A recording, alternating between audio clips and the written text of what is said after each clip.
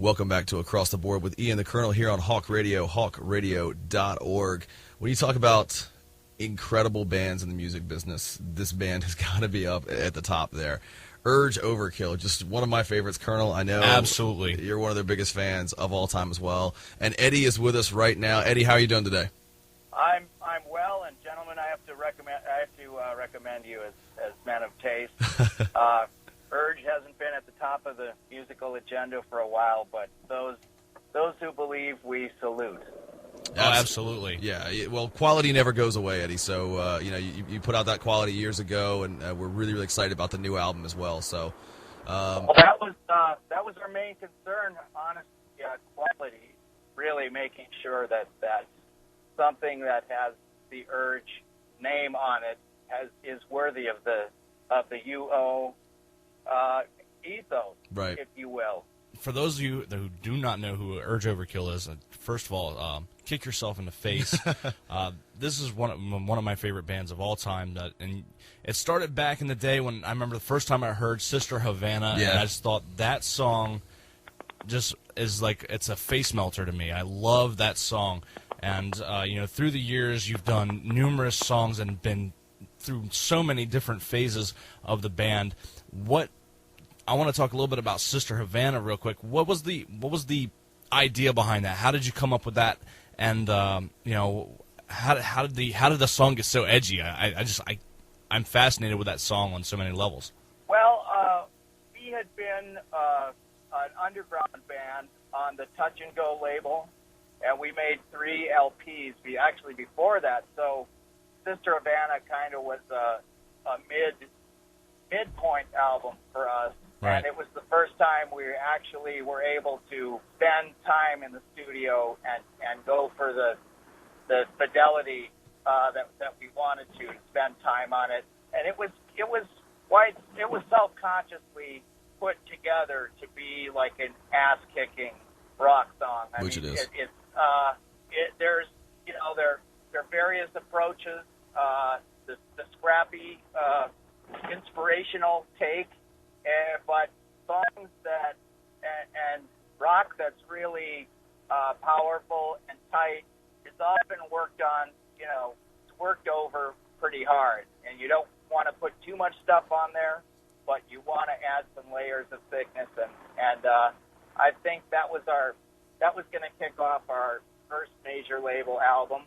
And we were kind of self-conscious about almost taking it to the nth degree, the fact that, we're sort of in the big leagues now. It was kind of a big joke. So we wanted it to sound quite obviously and almost comically larger than life. Yeah, and that whole Saturation album was just, the first 3 songs really set the tone of the album with Sister Havana, Tequila Sunday, and then Positive Bleeding is another song that a lot of people, if you don't realize you've heard it until you've heard it, and you say, oh, that's right, that song.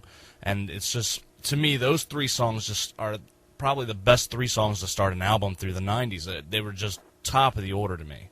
Well, yeah, we've had some recognition over the past decade that as a collection of songs, 10 songs, I believe it is, stands up as one of the, for the aficionado, front to end, a record that really still means a lot to people, and that's great because there's been a lot of music come up and down the pike, and we felt that things were really aligned with the band. We were having a good time. We felt like the future was ahead of us, and it was a real, celebration. It was before some of the dark things happened. It was before Kurt Cobain killed himself, and we had, we had been out on the road with them and kind of seen, all these. We toured with these great bands and stuff, and it was kind of a celebration for a while there in the '90s. The rock guitar bands were the dominant. They really spoke, and it was a time when rock music really meant a lot, and kids had kind of rediscovered it. Sure. before Nirvana, it was Michael Jackson was topping the charts. People don't remember that, but that was the case. Absolutely. Nothing against Michael Jackson, but you know what I mean. Across the board with Ian the Colonel here with Eddie from Urge Overkill. And obviously you guys are most well known for your cover of Neil Diamond's Girl, You'll Be a Woman Soon, which Quentin Tarantino loved so much. He actually wrote a scene specifically for it, which was featured in Pulp Fiction, and the rest is history. The new album, though, is Rock Roll Submarine, first since 1995, and actually was just released last week. Let's talk about the new single. Effigy is the one we're going to play here. Talk about the long layover, or layoff, I guess, and then what it feels like to be writing again. Well, the break was a little longer than we thought. We kind of had Nash and I referred to it as a colossal misunderstanding. And when two people aren't speaking, we are speaking through other people, and things can get way out of hand. Right. So, but Nash and I did continue to write music and keep up with ideas throughout the period that we took the time off.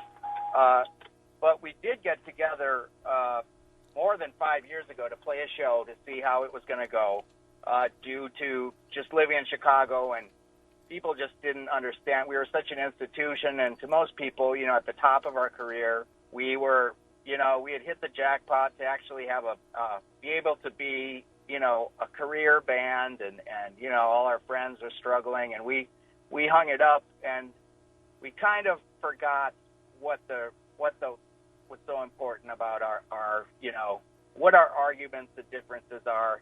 Enough time went by that we played a show, and we fell right back into it, and it was actually fun. Both of us were pursuing solo things that, in hindsight, were not fun. And Urge was always a lot of fun, and the chemistry of having like a real band as opposed to a project. It was really evident in hindsight that doesn't happen to a person twice. So we've been preparing, though, for the, we knew that the record, the new one had some pretty big shoes to fill, and we didn't want to just, rush something out. Obviously, we thought within a couple of years we would have something ready to put out, but we kind of kept thinking, well, it's got to be better, and that mindset kind of got out of hand, and somebody outside the band actually had to kind of grab us by the lapels and say, you guys, you've got 30 songs here, you're ready to, what's keeping you? So right. we were nudged in the direction of really getting a real recording out. Now, you also did recently play the Friars Club roast of Quentin Tarantino. Now, obviously, there's a lot of connection between yourselves and Tarantino. What does it mean for him to have a band like you guys? I don't want to say in his pocket, but to know that he has that connection to good music to use whenever he wants, pretty much, I guess, in his movies, should he choose to? Well, he's again, he's a man of taste. Now an honorary friar. Well, actually, the Friars Club extended the offer to Urge as well. Good. But they did not offer to pay our dues, which are quite steep. So we're welcome at the clubhouse anytime, and that was kind of cool because we didn't really know that much about the Friars Club, but it's kind of one of these old boys institutions in New York City. They own a townhouse, and they threw quite the party and honored Tarantino. And we were there as entertainment and up on the dais, as they say. And there were some very famous comedians. We actually met Jerry Lewis. Wow. Before we went out. My chair said everyone had to sit in order because you had to proceed out into this when they were doing this roast. Right. And Jerry Lewis was actually sitting down in my chair. I guess it was just a random chair that he took. And it's like, well, I can't ask Jerry to that I can't tell him that he's in my seat. Good point. Yeah. I But, guess every seat there's his. Yeah, I have to say that the eclecticism that of the songs in Reservoir Dogs and Pulp Fiction itself very much ran in keeping with what was on the Urge community jukebox back at the bank at the time. Right. I mean, you know, there's some pretty obscure music, but I think if you follow Urge, it's not a one-dimensional thing, and that has been maybe a little bit to our detriment in terms of popularity. But I see. If there's anything that Urge is, it's definitely an eclectic sound. Every song could be a different band. Right. And that, you know, there aren't a whole lot of bands like that out there that get very far. You know, it's best to really stick to what's expected of you. And we tried to do that, and you know, we were sort of, it just didn't feel right. And I think you'll hear the same thing on this record too. Yeah. I don't think you could play one song and say this is what the record sounds like. That's and true. that's just for us, you know. I mean, that's the only way we know how to do it. That's true. That's tough for bands like that are, you know, I think, you know, real music lovers still appreciate bands like that do Right. something different on each song, but it is tough for them to get mainstream. One band that I can think of is Ween. Right. I really like their stuff, you know, fantastic, but a completely different band Very on every hard song, for 'em to get, and the very much popularity. kind of like a boutique kind of you know, band there. Eddie, if you had, again, across the board with Ian the Colonel here on Hawk Radio, talking with Eddie from Urge Overkill. Eddie, if you knew you had only 5 or 10 minutes left to live, what last song would you want to hear or sing? I've always been pretty moved by Beast of Burden. Oh yeah, absolutely. That'd be a good one. That would be a great one to go out to. I could see that. Yeah, that kind of has that funeral sense, you know. Yeah, that's true. Even though it's kind of arguably a love song, Mm-hmm. I just think it's such a well done groove. I mean, it's R&B influence, I guess. I guess you could say, why not just play some Al Green if you're going to play that? Right? I've also been listening to the Presence album by Led Zeppelin. If you want to get dramatic, Mm-hmm. Right. I guess you could go with Achilles' Last Stand. That's true. That's a good one too. Outstanding call. Yeah, I definitely could see Beast of Burden. I could see that in some scene of a movie, you know, where a guy's watching his last moments fade away and Beast of Burden being played in the background. And I think that's next time you talk to Tarantino, you should give him that as an idea and tell him, you know, just Somebody driving off a cliff or couple something? bucks, you know. I know that hasn't been. I mean, that is a gem, and I guess it's, you know, pretty popular, but I don't think it's been used in a real famous movie scene. I don't think so. And that kind of brings me back. I mean, when I was a very young kid, and this may shock some of your listeners, but I actually learned how to play guitar to that Some Girls record, because most of the songs are like 3 chords. That's not really one of them, but Right.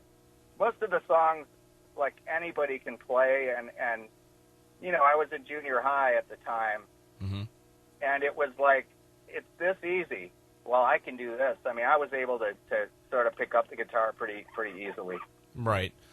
I mean, and you know what it is? It's a great album. It's probably, I would say, maybe the second best Rolling Stones album. You know, and to be able to listen to that and hear it, and then say, well, yeah, that's something I want to sound like that. I want to be able to play like that, and I can do that. It does give you that sense of confidence, and it kind of shows up a little bit, you know, in the Urge Overkill library, I would say. Now, you guys are you getting ready to go out on tour? If so, what kind of information do you have about the tour? I would imagine you guys would be headlining, and who would be touring with you? Yeah, we're actually going out to kind of introduce the new material. We're going to fly out to L.A., we're going to play there, and then we're going to play in San Diego, the Troubadour in L.A. And oh, yeah. then we're going to go out and play we're going to play in New York, the Bowery Ballroom. Mm-hmm. And then we're going to fly back and play our, record release here in Chicago. Right.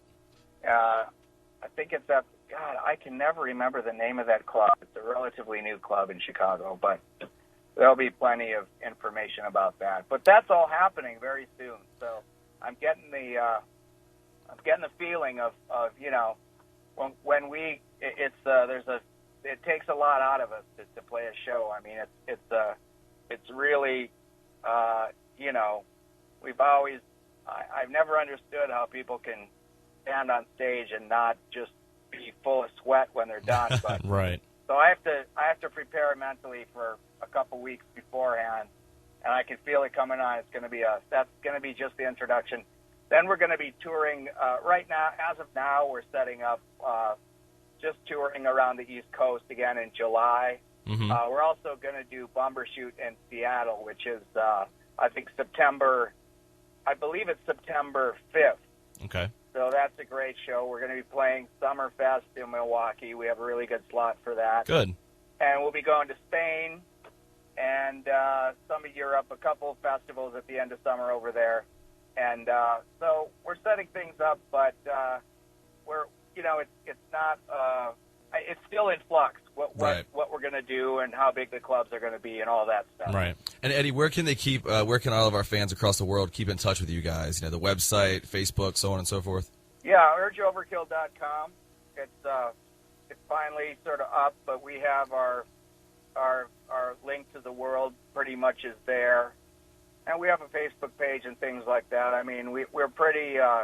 We like to keep it close to the pocket, though. I think a little mystery in the world of rock is needed. Absolutely. And sometimes you find people trying to gather information about us, but they don't get a lot of leads. And that is great. You guys are sort of that kind of, there is mystery sort of surrounding your band, and I like that. You're not constantly out there. You're not pop stars, which is great. We spent a great deal of the last decade actually out of the country. So wow. we were on a classified mission for the State Department. Got to do what you got to do, right? Yeah, I see. The International Band of Mystery, right there. Well, they lobbied us quite heavily, and but the pay was really good. So can't beat it. We're patriots, I guess. Right. Eddie, you said that touring is hard on the body and mind sometimes, covered in sweat and so on and so forth. Where's your favorite place to be? Is it at home? Is it in the studio? Where do you like to be? It's a shame that this making this record was a very gradual process, and we really sort of learned to. I sort of forgot what the magic of being in a band and sort of hearing other people's contributions. I'd been making music largely by myself after Urge broke up, and I kind of lost the real will to it ceased to be exciting when you're not surprised by somebody else's. I have to say I love the recording process, and we love being able to do it in a studio where we learn to do it. I don't do a whole lot of bedroom recording. It's nice to be able to sort of say, well, the red light is on. This has got to be your moment. And you run with whatever happens and don't try to tweak it too much. I have to say that's been really, I really forgot how great that is to do, to kind of come up with a magical thing with a bunch of guys that, you call yourselves a band. And it's, when that happens and it's, only you could have done it. That's really something else. I have to say I'm quite grateful for the opportunity. And the new album's called Rock Roll Submarine, the first album from Urge Overkill, first studio album from Urge Overkill in 16 years. It is out in stores now. Please pick it up. It is amazing. The new single's Effigy, and I absolutely love the song. I really do. And thank you. That's a first take, my friend. Wow. Well, I'm telling you, I mean, to me, I've been looking forward. When I first heard that you guys were putting out a new album, I was looking forward to this. And I'm telling you, the new single, Effigy, does not disappoint. And I hope that you and Nash keep making great music for years to come. Yeah, stay in the country, away from State Department missions, and stay in the studio for sure. Yeah, we fulfilled our contract. The whole WikiLeaks thing is over. All right, fair enough. Eddie, we appreciate the time so much. Thanks, and again, like Colonel said, go out, buy the album, buy their back catalog as well. You will not be disappointed. That album is just amazing. Yeah, really. and we get it. Just played Sister Havana coming into this interview. We play it all the time. Big fans of you guys. So, Eddie, best of luck out there on the road. We'll stay in touch with you guys, and we'll be back in a few minutes here on Across the Board with Ian the Colonel on Hawk Radio. HawkRadio.org.